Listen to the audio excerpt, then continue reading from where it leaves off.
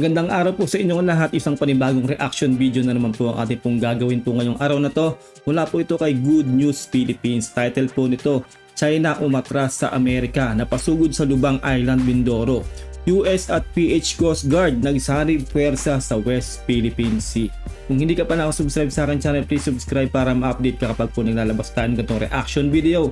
Simulan na natin to. Let's do this. Mga idol at kabayan, super good news! Barko ng Amerika biglang dumating sa West Philippine Sea matapos lumapit ang isang barko ng China sa Lubang Island sa Occidental Mindoro. Namataan ng Pilipinas ang China Coast Guard 5303 na lumapit 60 nautical miles sa kalupaan ng Pilipinas. Agad na inilunsad ng Philippine Coast Guard ang BRP Melchora Aquino upang i-intercept at i-radio challenge ang barko ng China. And then the second China Coast Guard vessel that we have monitored is the China Coast Guard 5303. Apparently it was reported that there is it came close to Lubang Island at a distance of 60 nautical miles. So that is also true. I would like to confirm that the China Coast Guard vessel was monitored in that area in Lubang Island in Occidental Mindoro. Dumating naman sa lugar ang US Coast Guard WMSL 751. Barko ng China umalis. Ayan na nga po yung sinasabi ko sa inyo, di ba? Matagal nang sinasabi ng US na gusto nila tayong samahan, no? Sa pagre-resupply mission. Nakita nyo na yung impact, di ba? Pag nakita ng China na meron po tayong kasama o meron po tayong presensya dyan sa West Philippine Sea na US, no? Yung US na Navy nila o Coast Guard nila, talaga pong magdadalawang isip po silang lumapit o mangbuli o mangharas diyan sa West Philippine Sea. Kaya sana po talaga payagan na po talaga ng ating gobyerno na samahan tayo na mag-resupply mission diyan sa BRP Sierra Madre. Nakita niyo na yung impact, talaga pong nagdadalawang isip talaga o dumidistansya talaga ang China kapag nandiyan po yung US diyan po sa West Philippine Sea. L751, barko ng China umalis. Wala. Yan ang nga bang sinasabi ko eh. Malakas sila mambuli sa atin kasi alam nilang di tayo makakapalagbasta-basta eh, no? Subscribe kayo, subscribe. Matapos mamataan ng Pilipinas ang isang barko ng China Coast Guard na malapit sa Lubang Island sa Occidental Mindoro, agad na naglunsad ang bansa ng isa sa pinakabago at malaking barko ng Philippine Coast Guard. Ang barko ng China, ang China Coast Guard 5303 ay naglayag malapit sa Lubang Island sa Pilipinas. Inilunsad ng Pilipinas ang BRP Melchora Aquino MRRV 9702. Ito ay upang i-intercept at alamin kung ano ang pakay ng barko ng China. Namataan ni Ray Powell na lumapit ng hanggang 60 nautical mile ang China Coast Guard sa kalupaan ng Pilipinas. And I would also like to add that in response to the incursive presence of the Chinese Coast Guard in Lubang Island, the Commandant of the Philippine Coast Guard, Admiral Ron Hilgavan, has also deployed the BRP Melchora Aquino, the sister ship of Teresa Magbanwa.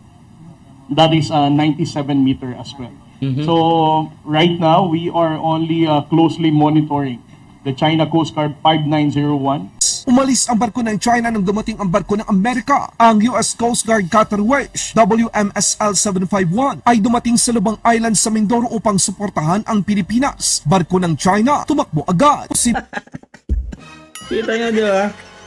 Ganyan po ang epekto ng US sa China, no? Talagang nasisintak po talaga sila kapag po meron na pong US Coast Guard dyan po sa atin, no? Kaya kailangan po talagang payagan na po talaga ng gobyerno natin na samahan po tayo sa lahat ng activity dyan, no? Sa West Philippine Sea, sa resupply mission o sa RORE mission, lahat po ng mission dyan, no?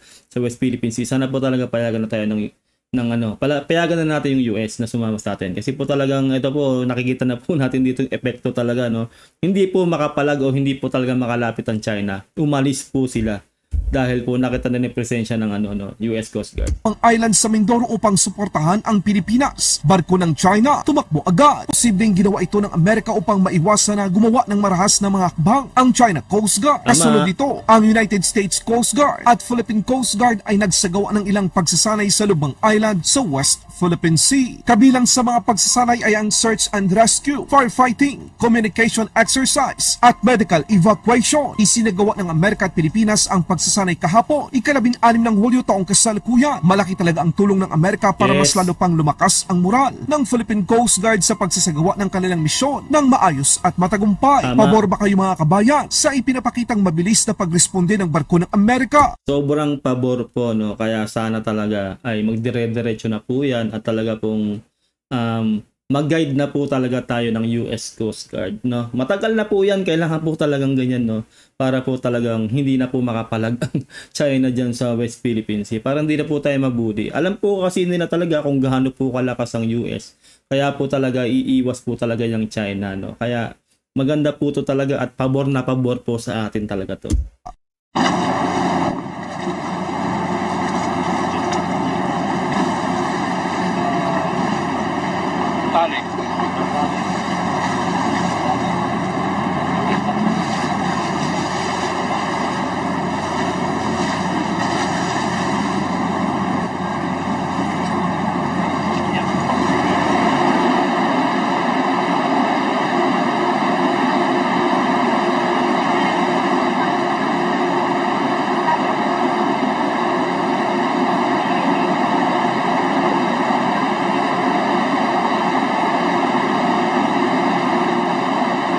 Kumbaga nga po, 'di ba, makita pa lang ng China, no. Siguro pag ini-scope nila yung barko, no, makita pa lang nila yung logo, no, US Coast Guard, nanginginig na po yung China.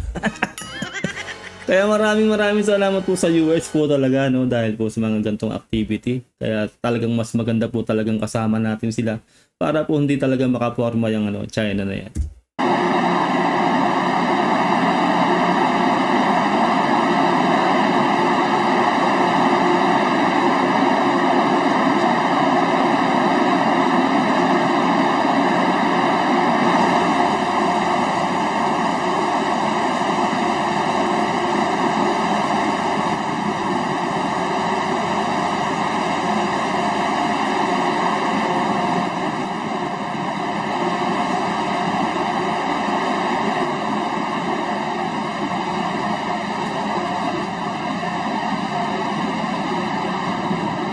Kumbaga po talagang exercise pa lang po, no, po ito, no, pero po nararamdaman ko na po talaga na talaga pong papalag na po tayo talaga sa China. Sa guidance po ng US, no. Kasi yung mga ganito po, water cannon yan, nakikita nyo, di ba? Parang talagang tinitraining na po talaga na parang papalag na po tayo kahit po water cannon sa China. Kasi po dapat po noon pa po talaga yan, eh. Noon ko pa sinasabi na hindi po talaga uubra ang maximum tolerance kasi po talaga pong maabuso po yun ng China. Talaga pong hindi po tayo titigilan at talaga pong alam nyo na yung China, di ba? Wala po silang sinusunod na batas. Talagang sila po ang gumagawa ng kalokohan dyan sa West Philippine Sea at may nasasaktan na nga po talaga sa atin. Kaya noon pa sinasabi ko na wala na po talaga, hindi na po talaga uubra ang maximum tolerance at sana po talaga ay yun nga, pumalag na po tayo sa China.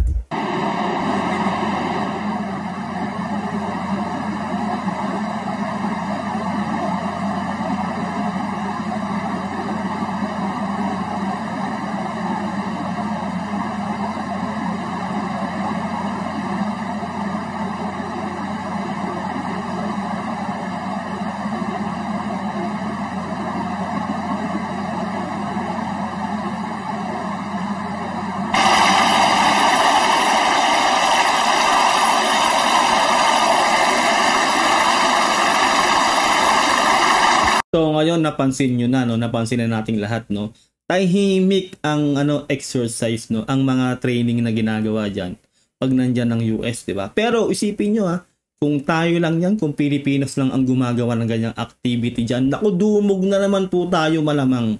Malamang kinuyog na naman tayo ng mga China Coast Guard diyan. Real talk lang po 'yan.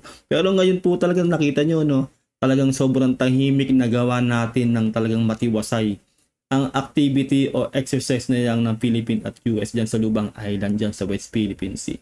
Diba? Kaya dapat po talaga ay mag-guide po talaga lagi tayo ng US para po lahat po ng activity ng Pilipinas dyan sa West Philippine Sea ay wala pong magiging karahasang mangyayari na galing sa China.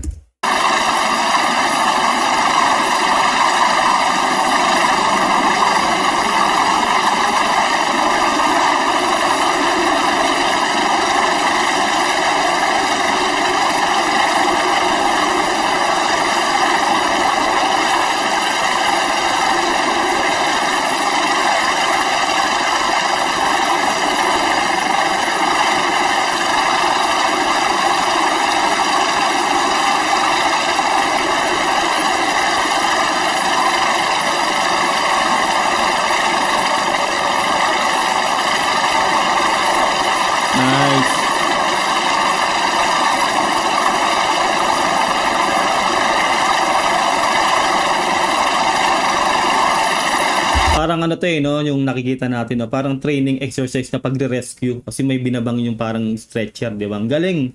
Sobrang kudos po talaga sa Amerika, no.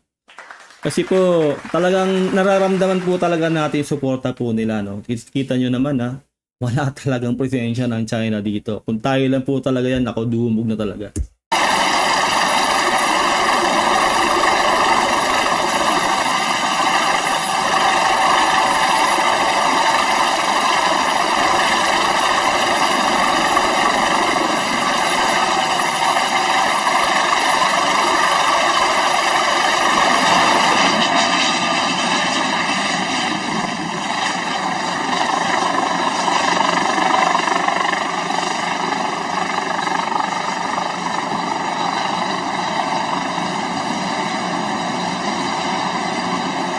Tignan nyo, di ba, nakasaludo sila lahat. Hindi lang halata, pero nakasaludo sila niyan, no? Doon sa US Coast Guard, no? Sobrang kudos talaga kasi nga, ano eh. Kumbaga, dapat noon pa yan. Kasi grabe talaga yung suporta sa atin ng US, no? Sana lang talaga, no? Sa susunod, no? Kapag nanalo, halimbawa si Donald Trump ang nanalo, syempre hindi na po si Joe Biden, yun, no? Sana po talaga ganyan pa rin kaigting ang pagtulong at suporta sa atin ng US, no? Sana po hindi magbago.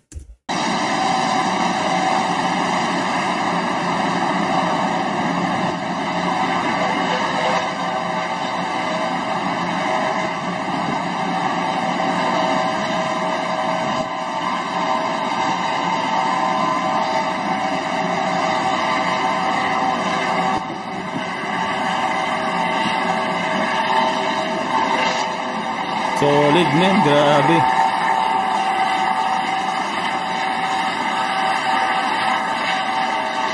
Iba talaga yung presensya ng US talaga, no? Yung US Coast Guard na barko nila. Parang nakakakilabot. Parang mag-iisip talaga yung China. Naku, wag nating lapitan. Naku, mayayari tayo dyan. US yan. Pinakamalakas yan sa mundo. Hindi tayo uubra dyan. Malamang po to, sa nangyari pong to, ay gigil na naman po talaga ang China kasi po wala na naman po silang nagawa sa atin, no? Kasi kasama natin ngayon ng US Coast Guard dyan, no? Sa West Philippine Sea dyan sa Lubang Island.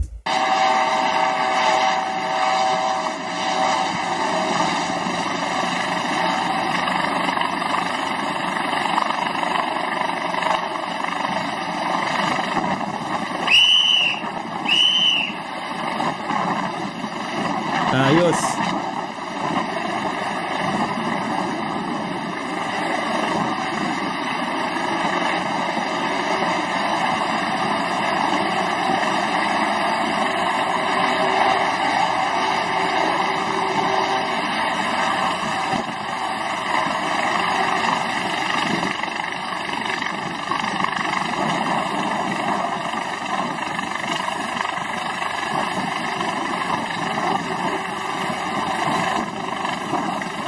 Isipin nyo, no, helicopter pa lang yan saka isang maliit na barko ng US, no. Ano pa kaya kung dumugi na talaga, no, yung mga aircraft talaga ng ano, naka-carrier pa, no, yung talagang pupunta dyan sa atin, no, sa West Philippine Sea. Yung mga heavy artillery talaga ng ano, ng US. Siguro talagang mga ngatog na talaga yung China, eh, no. Sobrang kudos po talaga sa US, no? Ayun lang po, no? Maraming salamat at nagawa natin ngayon ng reaction video ang video ni Good News Philippines. Ilalagay ko po sa description ang link ng kanyang video para makapag-subscribe kayo sa kanyang channel. And don't forget to subscribe sa aking channel para ma-update din po kayo kapag naglalabas po tayo ng itong reaction video. I-comment nyo na lang po sa comment section kung ano pong saloobin nyo sa nakita nyo po at napanood nyo. Sa video na to, no? Pabor din po ba kayo na talagang samahan na po talaga tayo ng US sa mga RORE mission at sa mga resupply mission po natin dyan sa West Philippine Sea? Comment down below. Until next time, God bless and peace out. Bye!